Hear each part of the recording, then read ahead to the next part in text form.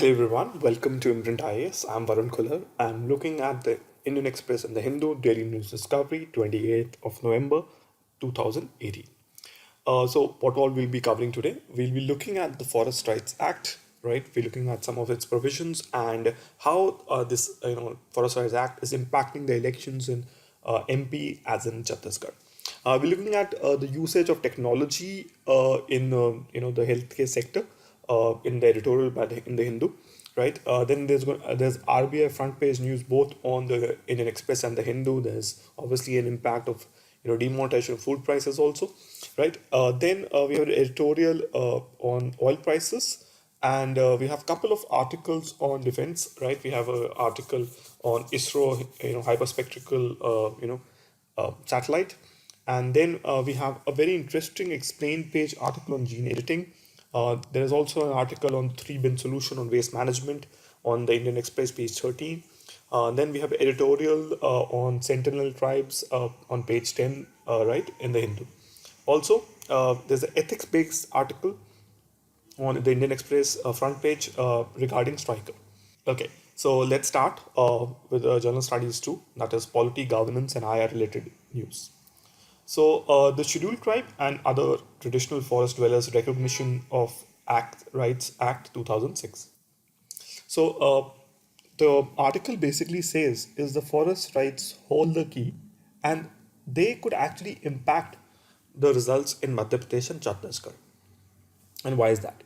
The reason is that what used to have been happening previously is that the scheduled tribe constituencies flipped in a state, and that has been mentioned here that between the elections in 2008 and 13, 27 scheduled tribe constituency flipped in the state, and that is the electoral voted for a different party than on the previous occasion. The same trend is also noticeable in 2008, but obviously data is not comparable. That's what they're saying. The percentage for flipped constituency in ST areas was 68%, and whereas for general electorate it was 51%, and flipped constituency in the scheduled caste constituencies were 40%. So obviously the idea is that people are not satisfied, and there's a lot of anti-incumbency, right? So, but now what is happening is that something very interesting has happened. And here is the major portion of it. So what it's saying is, for the first time, for 3 different reasons, right, there is a different idea. There is a clamor amongst the tribal communities for recognition of their collective rights on forest under the FRA. And they are more organized, forceful, and have made it a political issue. Second, after years of demanding social and economic equality without success, the Dalits also have crystallized their demands for ownership of land of 5 acres per family. In numerous constituencies, they have joined hands with tribal communities for forest rights recognition as a means of getting collective rights to forest land. Finally, the FRA potential extends to SC and ST communities, enabling them to make a common cause with other rural communities in India. So obviously the idea is that most of these rural communities want the FRA to be implemented. Obviously, what has happened is the FRA implementation figures prominently in the manifesto of major political parties.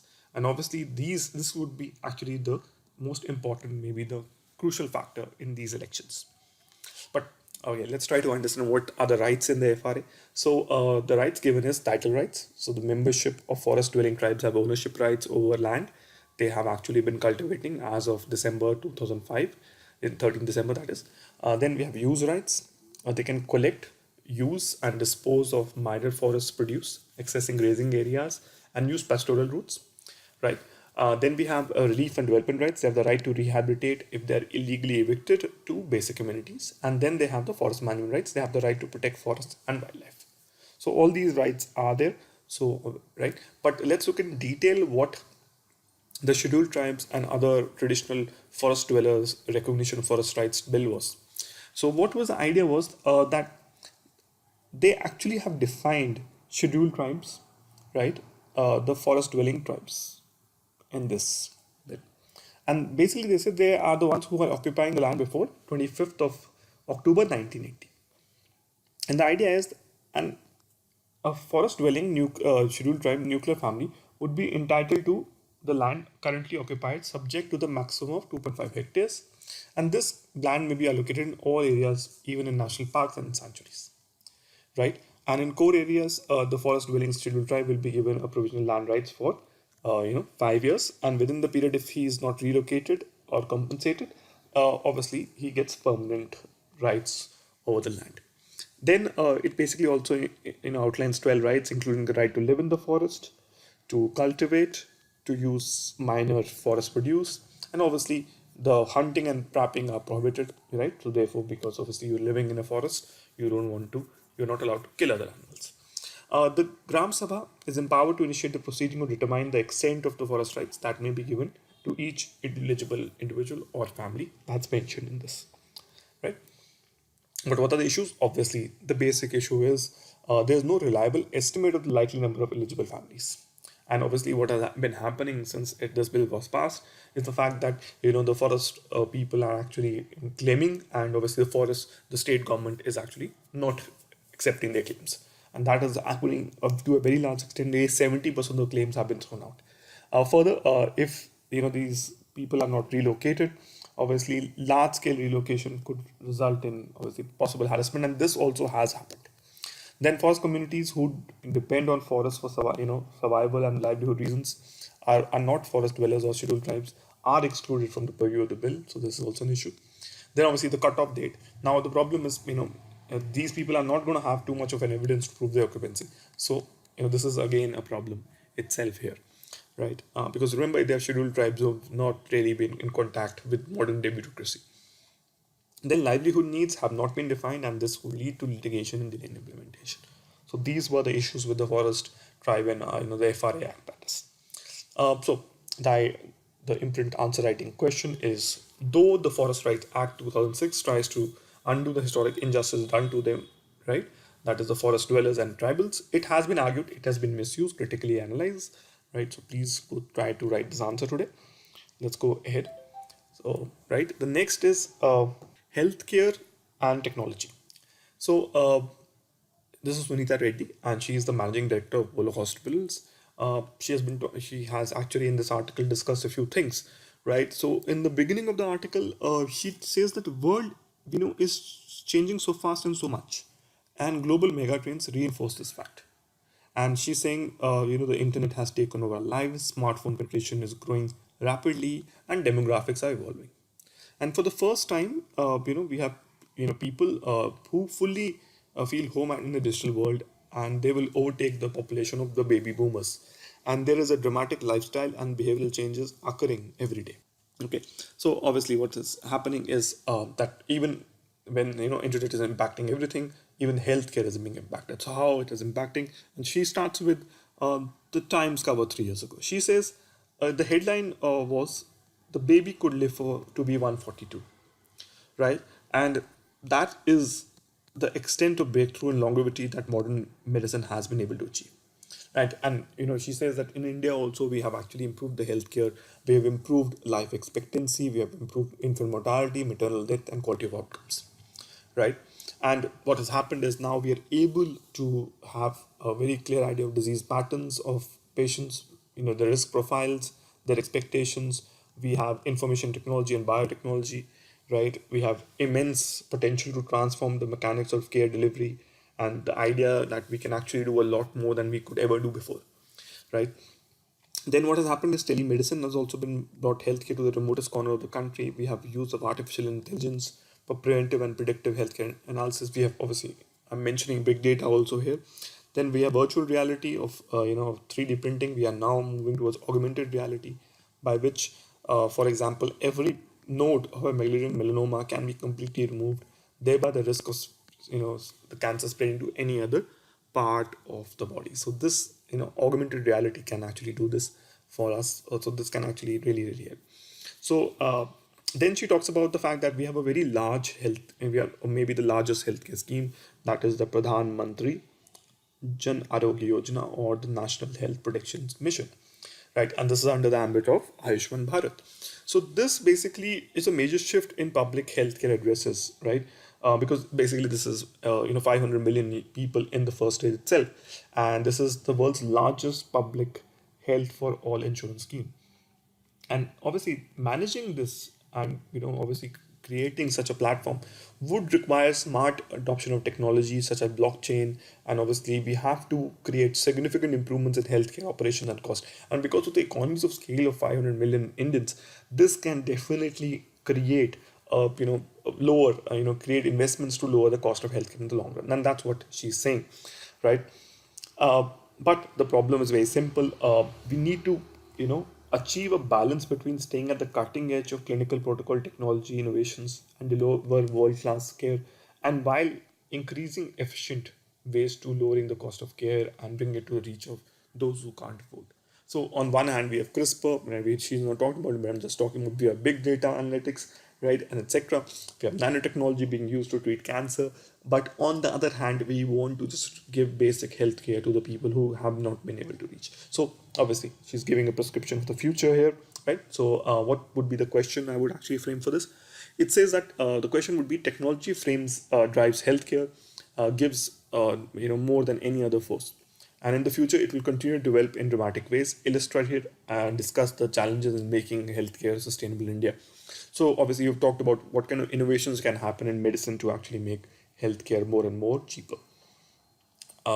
Then let's look at General Studies 3, and we're looking at a couple of articles. And the first is RBI Autonomy and other issues. So, what happened was, this is the major news today. If you look at open newspaper, this is on the front page.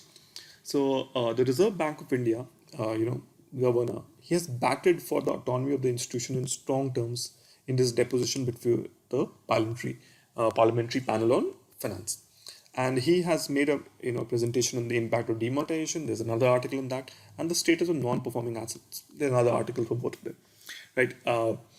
So basically, what he said in demonetization, he said it's a sector-specific impact has happened, and there's a bounce back very quickly. And then in the NPA, he said that now from March to September, the NPAs are actually coming down, so there's no need maybe to change the issues such as the prompt corrective action norms, right? And if you look at the banks, a lot of banks actually put their quarterly reviews, and we saw that a lot of them are actually becoming more and more profitable. So looking good, right, in the future, that is. But what is the other things he says? He says the autonomy over depositors' interest is non-negotiable. And he says that, number 2 point, he says monetary policy should be the exclusive domain of the RBI. So why does he say that? He says that, the maintaining the central bank reserves was extremely essential to maintaining the country's AAA rating. Right? That is the RBI's rating. And obviously, he's obligated to Basel III norms as the government has committed to them. Right, and obviously the other questions which they have actually posed, right, that is Virappa Mohli, and he will basically give written answers to them. He said that it is only the experts and technocrats who should have say in the monetary policy. Let the experts do their job, right? And there would be a conflict of interest if any other committee has a say in this. Okay, because remember, other committee may have board members from the corporate, and they themselves, owners of NBFCs. So how can they decide on NBFCs in India? Right, so that's just the conflict of interest he's talking about. The other is obviously I've already talked about. The NPAs are going downhill since the March peak. They're high provisions, obviously, and therefore this fall of earnings is happening. So that is also a problem. But on the other hand, right, what it says is both gross and non-performing assets of scheduled commercial banks have reduced in the 2 quarters ending September 30th since their peak in March 2018, and obviously. The RBI did point out that profitability of banks is still impacted from a decline of earnings from loan assets and on high provisioning required on deterioration of asset quality. So, what is the example they've given? They've given this. So, the net NPS for the scheduled commercial banks fell from 4.54 lakh crore in the March quarter to the 4.1 crore on September 30th. So, obviously, this is going well. And the gross NPA of all scheduled commercial banks were at 10.36 lakh crore at the end of March. Now they have declined to by something like 22,000 crores, and that's a good thing. That's what they're saying. Okay, but on the other hand, obviously, there does need to be some kind of focus on profits, and obviously that will be only when these NPAs are finally dissolved.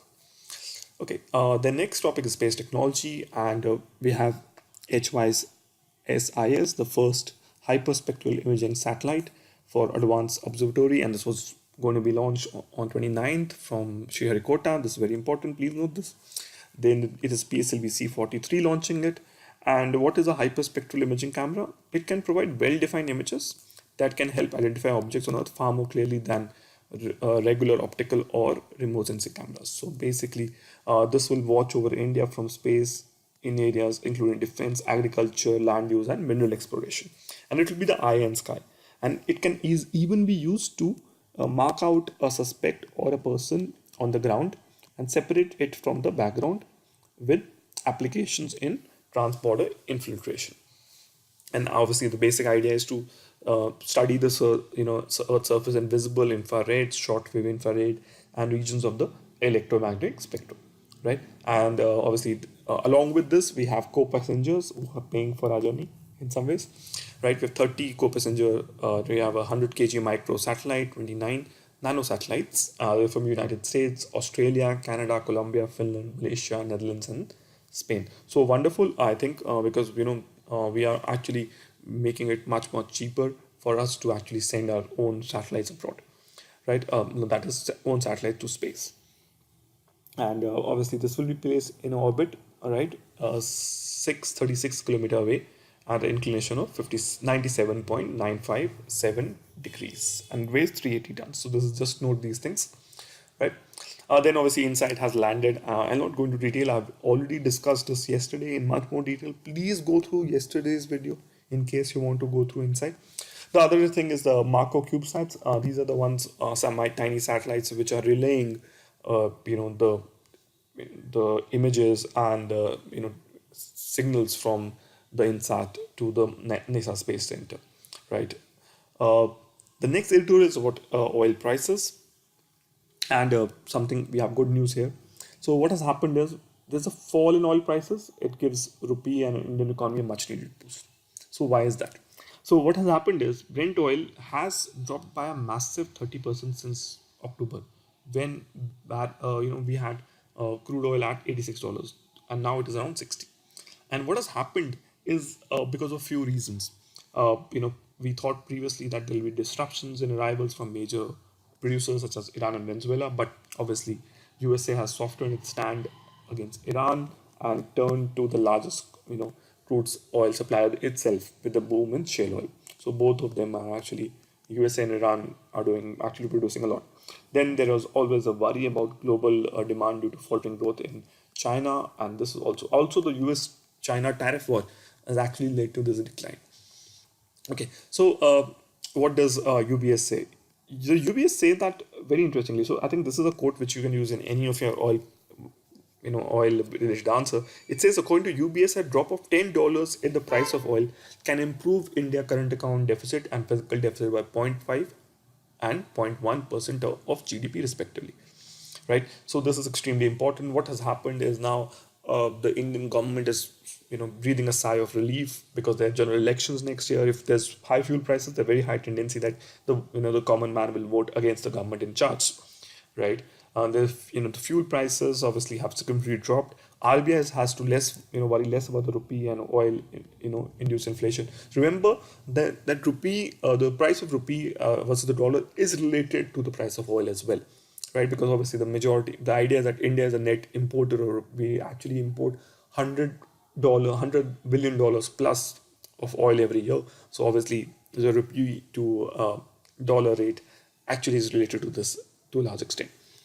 Then obviously we are going to have increase in the investor confidence in the economy, and that is an Indian economy, because now obviously if the oil price is low, Indian economy will grow much faster, right? And a lot of sectors definitely will go faster. But obviously we'll have another meeting of OPEC on 6th December, and this would make clear the response of oil producers in this, right? So but in the short term, what we should do, we should actually buy a lot of oil and keep it in our strategic reserves as possible, right? And that should be our major focus. Demonetization of food prices. So obviously what this article says is that demonetization effect lingered on food prices, and its effect for broader economy was sector specific and transient. That is what the Monetary Policy Committee says, that there were transitory effect of demonetization had lingered in price formation related to salient food items entangled except supply conditions with respect to fruit and vegetables, pulse and cereals. And that is what the RBI said to the Standing Committee on Finance, which was we discussed a little bit previously, right?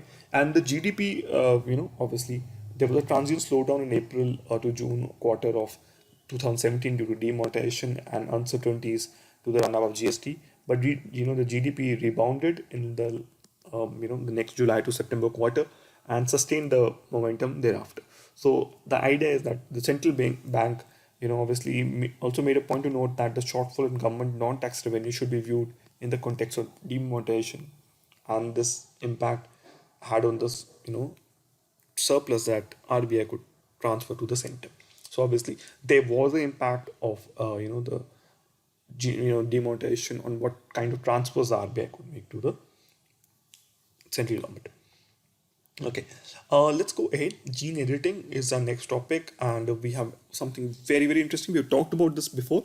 So let's try to understand what is this technology. So what is gene editing? This is the area I think I want to discuss before I even talk about the researcher, that is Hugh Janko, right? Basically what he said was Hugh Janko claimed that he had altered the genes of human embryo that eventually resulted in the birth of twin girls. This right, and what he did was basically he edited the genes to ensure they do not get affected with AIDS, right? So what is gene editing? What is this happening? Should this be allowed? That's the question. But before that, let's look at what it is. So gene editing, sometimes expressed in related but not equivalent terms like gene modification, genetic manipulation, or genetic engineering, is not new. It is practiced widely in agriculture to increase productivity or resistance to diseases like BT cotton, etc. But even with agriculture, genetic modification is subject of debate, especially in developing countries, including India. And tampering with genetic code in human beings is much more contentious, right? And we'll talk about the reasons, obviously, because you're actually creating a different form of a human being now when you do that. So what does CRISPR stand for? Please note this.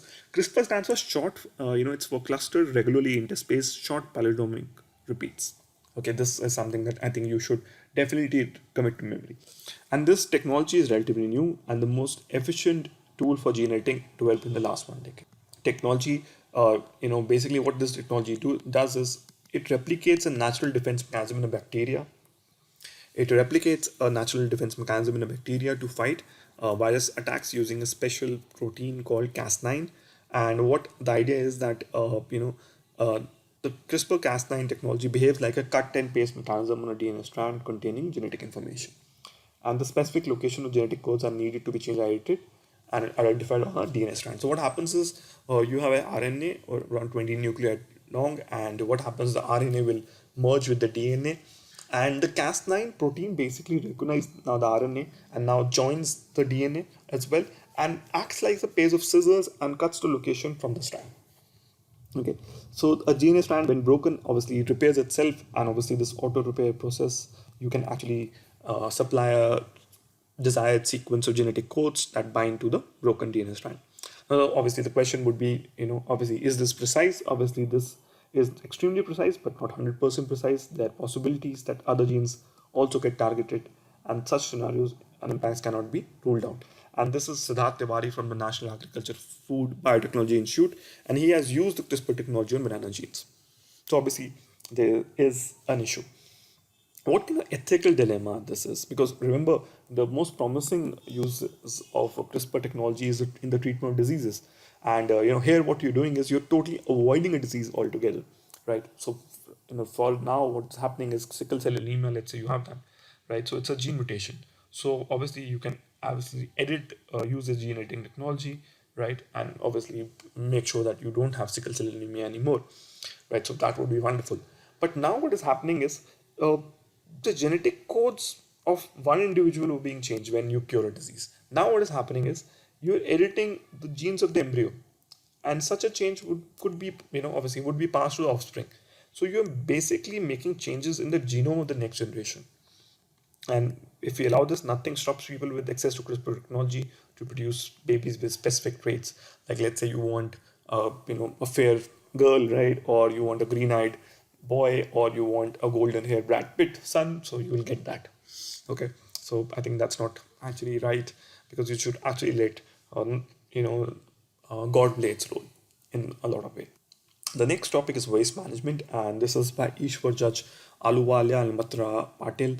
And what they have come with is that there is a need to segregate hazardous wet and dry domestic waste, and these must be separated. Okay, and they say that the primary responsibility is with the consumers, and they're giving various arguments, and let's say what they say. So what they say is, they say that we have been writing about the importance of not mixing household waste because the task of collection, transport, recycling, processing, and safe disposal are much easier if dry and wet waste are separated in the first instance. So first, let's try to understand what is this wet and dry waste, because a lot of you might not know. So wet waste are biodegradable, dry waste are plastic, paper, metal, wood, etc. Then we have domestic hazardous waste such as diapers, napkins. We have empty containers of cleaning agents such as mosquito repellents. So these needs to be put in different bins. That is what Ishwar Judge, Aluwalia, and Almitra Patel are talking about. So why is the need? What kind of hazardous waste exist in our day-to-day lives, right? So let's look at those. So first is obviously we have discarded cans of pesticides and paints. Then we have sanitary waste such as biodisposable diapers, sanitary pads, items of biomedical waste such as expired or discarded medicines. We have needles, we have syringes, we have tube lights, we have CFL bulbs, we have used batteries, button cells. All of them are there. Then we have leftover paints and varnishes, and these are the largest example. According to WHO, we have actually now made rules, and now we only have 90 ppm content in lead paints. But when you look at the SMEs which are manufacturing paints, they can be as much as 200, right? That is 199.345. This is 2000 more than the maximum limit. So obviously, this is a huge thing, right? So obviously, there's a lot of hazardous domestic waste. The other pesticides which the Kala hit we use, the fungicides, garden herbicides, if you have a garden, that all those things are there, right? Then we have motor oil, we have greases, we have lubricants. So all of them are there. Remember, so we as the primary users have the responsibility for this. Okay, even broken glass is one of the most dangerous domestic hazardous waste, right? And obviously, how do we do that? Should we should actually bury it in an old flower pot or bury it underground, but we actually normally send it to the dustbin. And this is obviously hazardous waste, so we need to segregate this. And there have been a lot of rules which have been made across the years, especially last year in 2016-17. A lot of rules were made. We had the domestic, we had the solid waste management rules. We had the hazardous waste management rules. We had the bio waste management rules. We even have a construction, waste rules, right, which were there. So these all have to be taken care of, right? Further, obviously, remember the biomedical waste management rules also require safe disposal of healthcare waste, and obviously that's also an issue. But what should we do is the fact that because all of this can lead to issues. Take for example, a WHO report also shows that there were 65,000 cases of multi-drug resistant rifampin tuberculosis in India, and this is because of our lack of disposal of waste, because now we're actually getting affected, right? And so this is a huge problem. What should we do? So Ishwar Judge Aluwalia and Almitra Patel says that the long and short of it is that modern lifestyle begins with doing this belief that now we have different responsibilities, because our phone, our laptop, all needs to be disposed safely. So we need to keep three waste. So the dry, the wet, and the hazardous, right? And in the hazardous waste, all our laptops, our old monitors, our phones should go into that. Okay, so these are the ones, the rules, right? I've just pasted them for you, right? Something very interesting in this is that it's point number 10, right? I'll just talk about the fact that what has happened with the solid waste management rules. So what first thing is, it says rules are now applicable beyond municipal areas. So that's the first thing that has happened. And now even census towns, urban agglomerations, etc. come under these rules. So they have to create these rules. And you have to basically, source segregation of waste has to be mandated. And there has to be channelize the waste to wealth by recovery, use, and recycling. Right? There has to be integration of rack pickers, etc. into the formal system.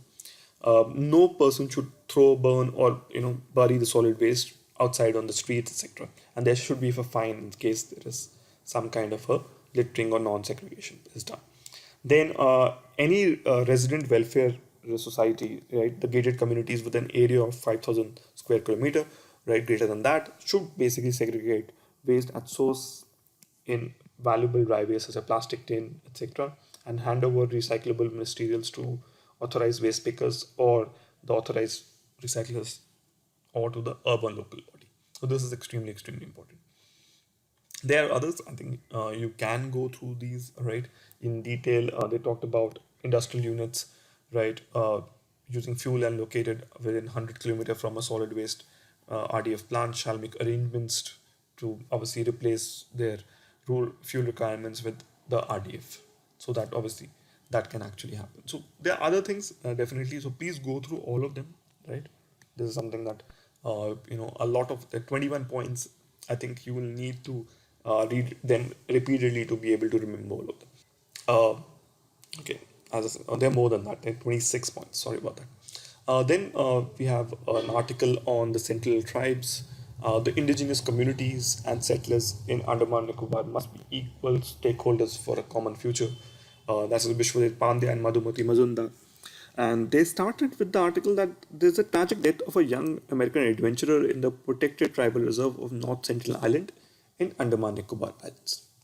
And this is archipelago and has triggered global media interest in India in the region once again, right? And who is the person? Please note his name, John Allen Chow. And hostile islanders have killed him, right? So the question is, how did he reach there? Because he is not allowed. Nobody is allowed to come under this, right, Sentinel Island, obviously. But obviously there is a greater significance in the commentary on the hostility of Sentinel Islanders and the many experience of heroic contact by visiting anthropologists and government officials, right? And the broader interest in media is obviously the brutal hostility displayed by Sentinel Island towards outsiders. And they see it as a sign of pathological primitivity and a result of complete isolation from civilization, right? Or basically, others interpret it as an effect of historical memory of colonial brutality. Now, the problem is we do not know the language. We don't have any opportunity to understand their various gestures, right? So, if you think about this, in 1896, there's a person who was actually on the Kalapani jail, and he was able to escape. And while swimming, he reached there. What happened? He was killed by these North Sentinel Islanders. Further, a ship actually was stranded in 1970s, right? And MTV Primrose, I'm forgetting its name, but so again, it was isolated for a week, and constant attacks were done by the Sentinels on the ship. So they basically attack anyone coming close to them. Okay, so right, so the idea is that we typically think the fact that what is the reason why this is happening. So we have images of angry Sentinels pointing at shooting arrows as passing helicopters at the site of an incoming boat, right? And these images remain in constant circulation, right? And obviously there are other images also of them receiving coconuts and bananas and other gifts from government contact parties, and this only happened once though. Right, India has recorded 26 visits to these islands and stated that 7 were met with overt hostility. Okay, so obviously, evidently the Sentinelese Islanders decide that what kinds of visitation pose a threat to their survival or dignity, or what are safe and useful. We don't really know that how to actually create a message, through which the Sentinelese could be pacified and brought under the welfare net, right? But the Indian government, unlike its colonial predecessors, has completely abjured all kind of coercion against the communities of Andaman and Nicobar. Right? We never did the colonial punitive expeditions or kidnappings or forced confinement that devastated the Andamese population at large. Right? And tribal welfare policy remains committed to the protection and clear pacification where no coercion policy. Right? It is the people, they have to decide. That is the Nehruvian policy that we talked about in our tribal integration chapter in the post-independence series, that it is they who will decide whether they want to be integrated with us, and let them decide the pace. And that's the idea. Okay, but there are problems. begins. There are policies of protection, demand strong surveillance infrastructure. We don't have that. We allowed this person to go there, and this is a huge problem, right? And obviously, because remember, these indigenous community are sources of tourist interest and potential revenue churners, and that is the reason John Allen Jai was actually able to reach there. So we need some kind of surveillance, right? So how can we actually integrate? That's another question. Okay. Uh, Apart from a small segment of progressive citizens, there are clear marks of stress in settler indigenous relations in these islands. And it is a tension that allows collusive breach of the law and undermining of the protected cover of the Sentinels and the particularly vulnerable tribal groups such as the Jarawas. And what aggravate the tensions are the skewed development priorities that mainland India imposes on these islands. Okay, so obviously, historically, obviously, there have been terra nullius or empty space where mainland governments could inscribe their authority and initiate projects of control. Obviously, the British initiated projects as a strategic outpost and as a penal colony. So Andaman was a Kalapani, right? Instead of one of the most beautiful places in the world. Okay, the Indian government gave it to the free society and used it as a space to settle excess population, right? Hence, the refugee rehabilitation scheme in the post-partition years. It is this resettlement of islands in independent India that demanded the renegotiation of its relation with the indigenous communities. So now the people who are now coming after independence and staying here, obviously have to renegotiate the relation. They had to be protected and cared for, but moved out of their original forest habitats into newly designated tribal reserves. And as a result, there was continuous settlement and ill-conceived development programs on the island over the last 6 decades. And this has just increased these, vulnerabilities, right? And encroachers and tourists are more and more interested. And now, what Vishwajit Pandya and Madhumita Mazumdar say, they are both historians and anthropologists. They say that it is a lesson from the death of John Allen Chow, and it questions the way in which mainland India views the islands from distant perch in New Delhi. And basically, they say that we need to have holistic development programs for a context-sensitive island view of development and recognize settlers and the primitive, vulnerable tribal groups which are there, right, as equal stakeholders in a common, sustainable future. The final article you can use. This is an example that Stryker actually paid 7.8 million. Stryker has been repeatedly fined twice. If you look at this, the SEC forced them to pay 7.8 million for violating its corruption norms in India, China, and Kuwait. The other is the Competition Commission of India in 2012 had fined him, right? The authorized distributor Stryker India and two other firms for alleging rigging bids, manipulating tenders, forming a cartel to sell equipment to the All India, Institute of Medical Sciences and the Safarjung Hospital, right? So definitely, there's a lot of corruption being done by these foreign agencies in India.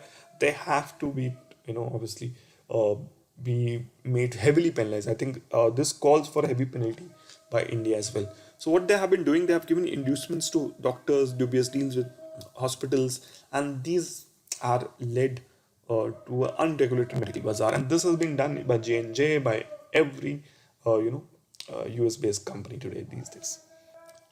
Okay, so this, okay, now, so the imprint answer writing challenge is these are the three questions. Please try and when writing answers to us, we'll correct them. Please send it to our email, imprintallsolutions@gmail.com, or you can actually join a Telegram group and we can give you feedback there as well. Right, thank you. Like, comment, subscribe, and share. Right, in case you want to join our answer writing course, right, please do message us. Thank you so much.